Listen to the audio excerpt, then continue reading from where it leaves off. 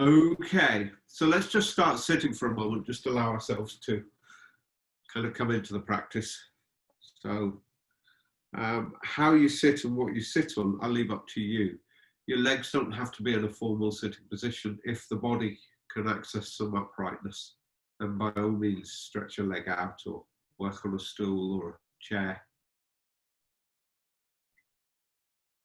So the optimum for the first 5 minutes is to some degree comfort.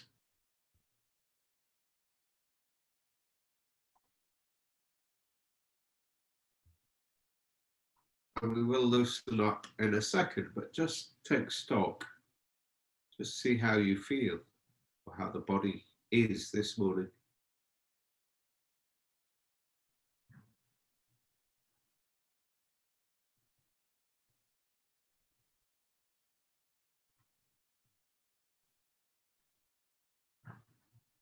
Possibly take a few deeper breaths if that helps you settle.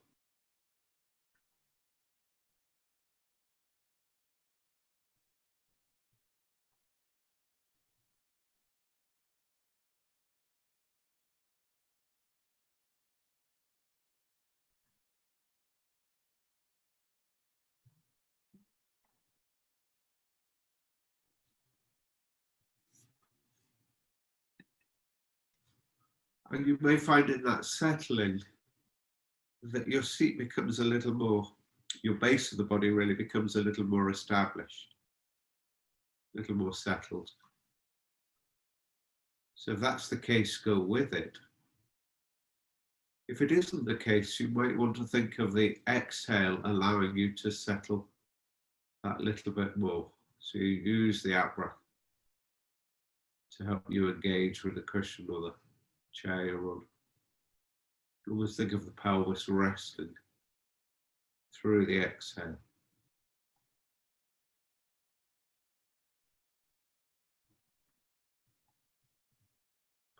And it's there that you might begin to notice that the seat isn't even one side or the other, or front or back.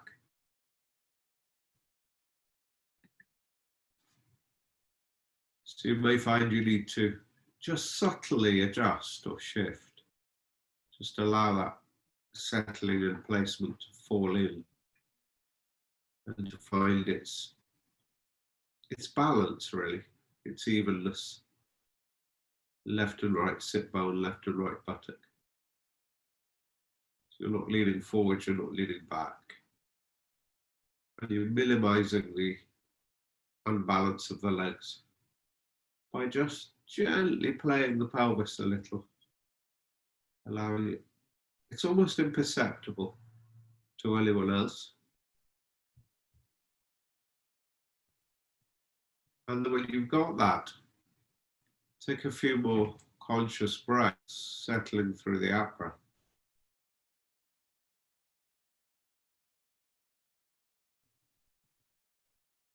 And then allow the inhalation to help you lengthen through the spine. It's a subtle sense of lift, or just an ascending feeling, really, a lightness in the upper body. Almost as if the ribcage softly, softly moves away from the pelvis.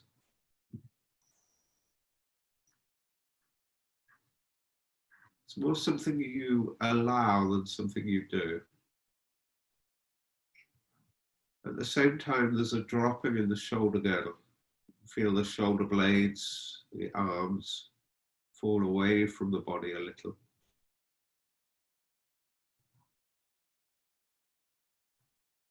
Fall away from the ears. And that soft ascending, that soft releasing into elongation happens all the way up the spine, right the way through the throat. So the head feels as if it's balanced and hung from the ceiling. Lots of space around the back of the neck. Kind of softness to the front of the chin. Maybe a almost depth of feeling from the front to back of the throat. gives you access to that nice open flow of feeling. And the musculature of the face can relax, the eyes, the cheeks, and of course the jaw.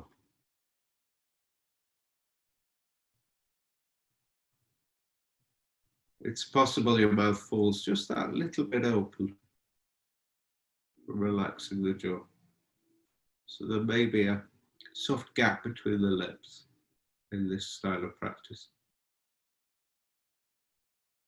And then oh, so lightly the tip of the tongue rests on the upper palate, just behind the top teeth. And make that the gentlest of gentle gestures. So the feeling of breathing kind of plays through both the nose and mouth together to some degree. You get a soft light for the yogis among you, almost gentlest of ujjayi qualities. For the rest of you, that just means that the feeling's more towards the back of the throat. And it's got a smoothness to it, a subtleness to it.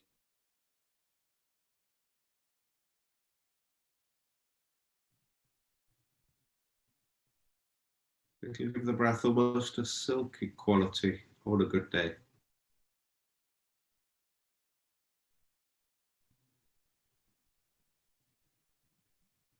So you just feel the flow of breath. And that slows us down a touch. Helps us come home to the body a little more. Allows the mind some time and space.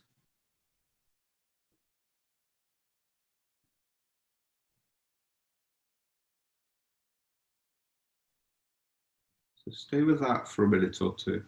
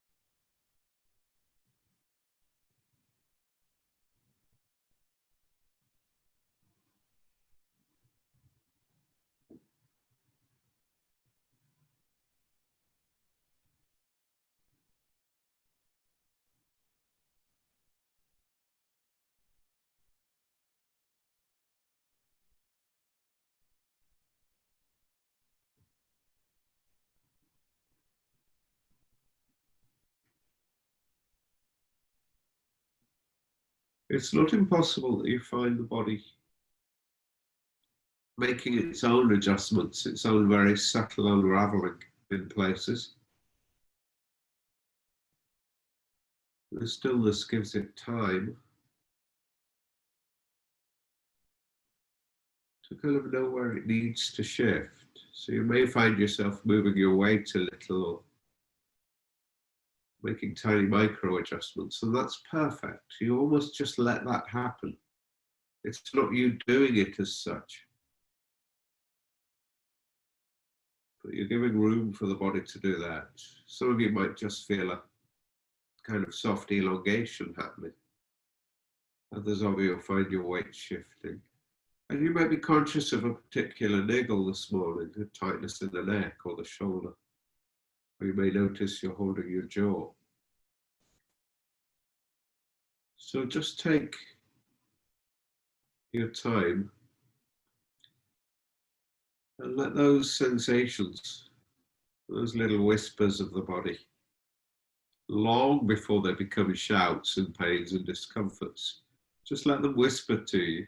And you may find yourself subtly moving. So you might want to move a shoulder back or forwards or up or down. You might want to turn the head. So just allow yourself to be quietly talked to by the body. And then if you're listening or you're kind of sensitive to what it's telling you, you may find that the body moves. Or you may find there's no movement at all, or it's so subtle, it's impossible for anyone else to perceive it. So if you want to twist, or you want to fall forwards, or you need to stretch your leg out, then go with it. So it's kind of completely free, but you're not choreographing anything. You're just allowing yourself to stir, or allowing the body to stir. Can't find the words for it really, but it's a subtle improvisation of sensation. If when we dance, we're responding to rhythm and feel of music, here you're kind of very subtly dancing to the sound of the body. That's still too crude, but you get the idea.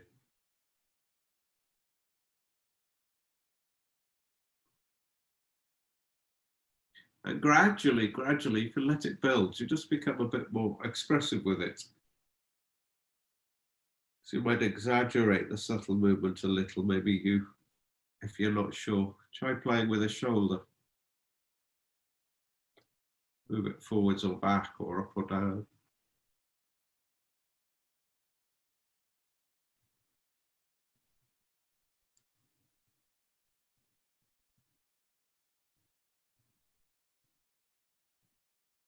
It's very rare we just give the body the floor.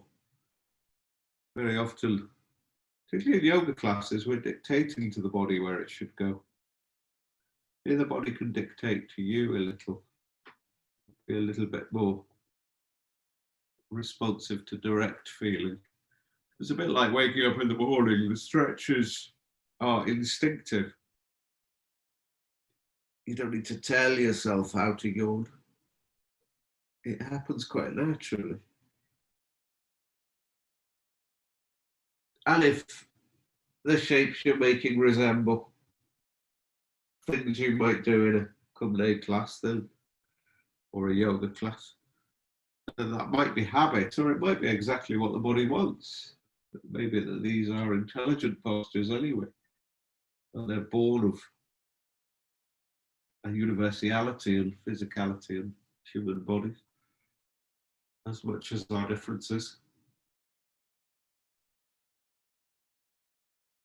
Good. And then include the lower body. So maybe you want to stretch your leg or lift a knee up and lower it down. Or maybe you want to weeble your weight from side to side a little bit, or circle a little in the body, like we've done before in a formal practice.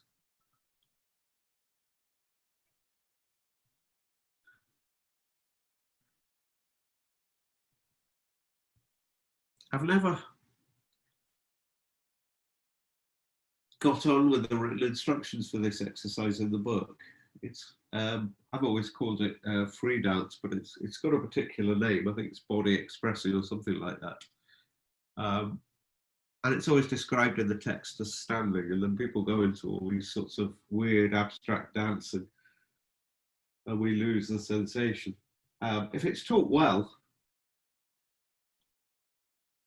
then it can go quite well, but quite often it becomes a bit of a new agey dancing around. So I'm trying to make it subtler than that in the instruction. So Marilyn might know it from some of Martin's classes or retreats. I think he calls it Rochelle.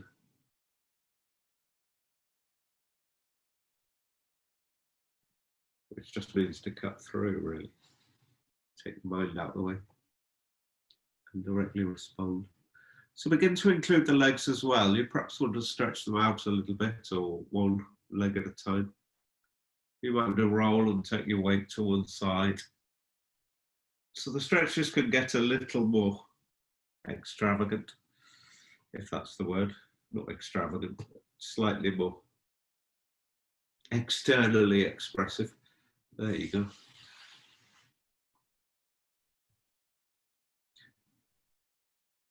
You might want a whole body expression, kind of a stretch to foot to shoulder or foot to hand, or you might want to isolate it, just the foot moving or just the toes even. And now and again, if you stop and feel, and then move again.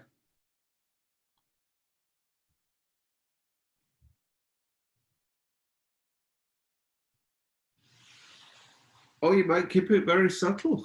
That's allowed too. You may feel no impulse whatsoever, in which case you're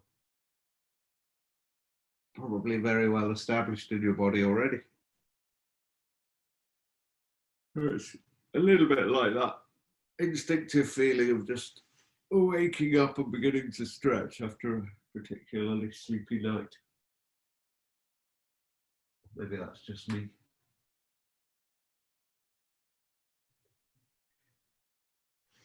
Another half a minute or so, and then we'll change the rhythm slightly.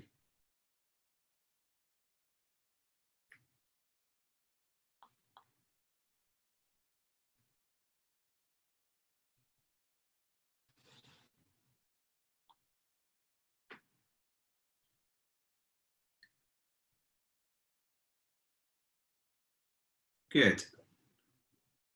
So when you're ready, come back to a loose, comfortable sitting. Doesn't have to be your formal sitting. And then quite brusquely rub up and down one arm.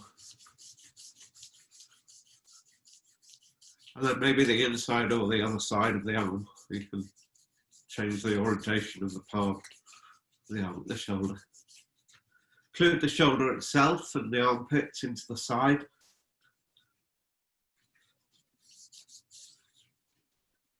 Good. And the other arm.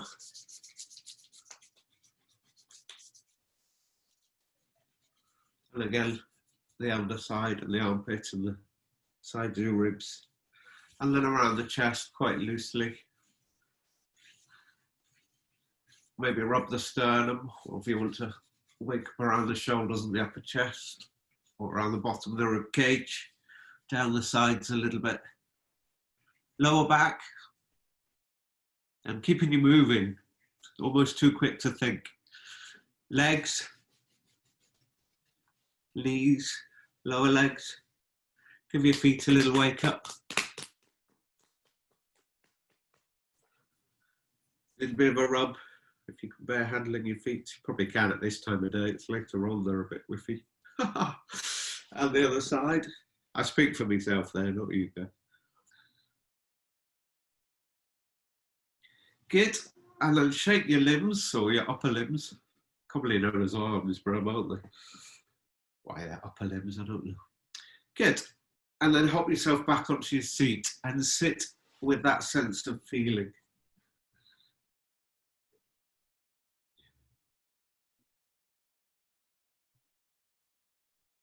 There's also the possibility of lying down, but you may find you just flake out. So sitting is recommended.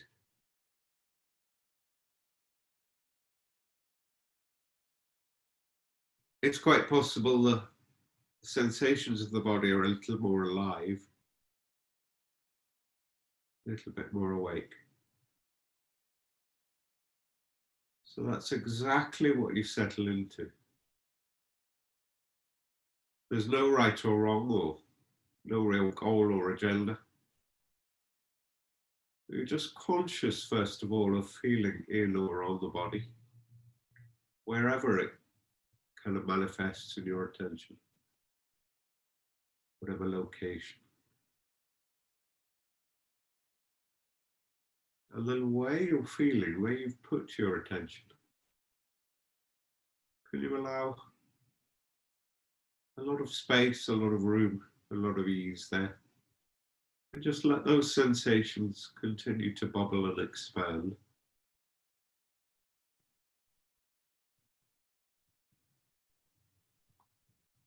And you can take a little bit of pleasure in that. It needn't be a chore.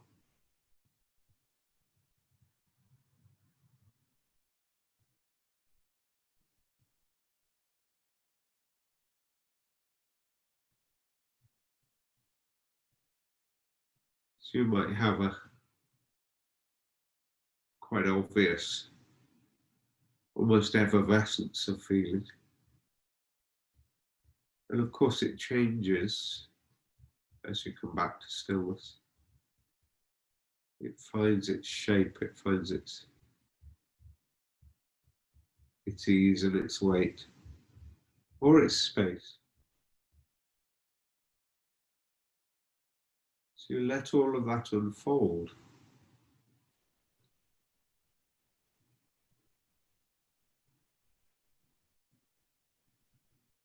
And you can add the feeling of breathing to it, perhaps with that subtle quality of nose and mouth breathing. Gentle, silky feeling as you breathe. So sensational awareness and breath can intermingle and dance together.